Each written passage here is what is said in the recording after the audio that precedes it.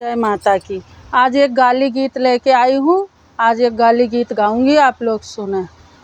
संझइन समधि रमाया गमहिया, भोरे भोरे मांगिन विदाई की। हाँ जी, भोरे भोरे मांगई विदाई की। हाँ जी, हमारे कुल लड़ी कई दियई विदाई, हमारे कुल गौवा के लड़के दियई विदाई, टरलू से लाठी लदाई की। हाँ जी, टरलू से लाठी लदाई की। हाँ जी, संझई दुल्हा रमाया गमहिया, भोरे भोरे मांगई विदाई की। हाँ जी, भोरे भोरे मांगई विदाई की। हाँ जी, हमारे कुल लड़ी किया दीहिन विदाई, छकड़न डंडल दाई की। हाँ जी, छकड़न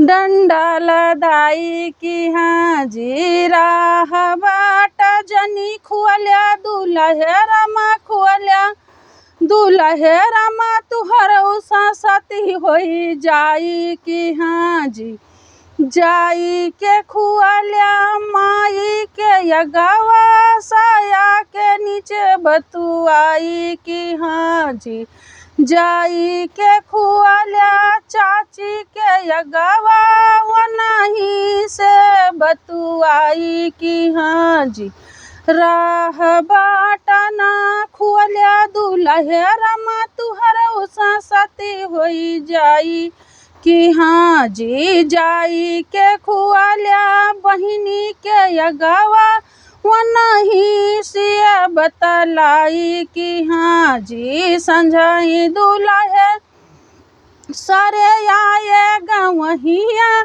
भोरे भोरे मांगई विदाई की। हाँ जी, भोरे भोरे मांगई विदाई की। हाँ जी।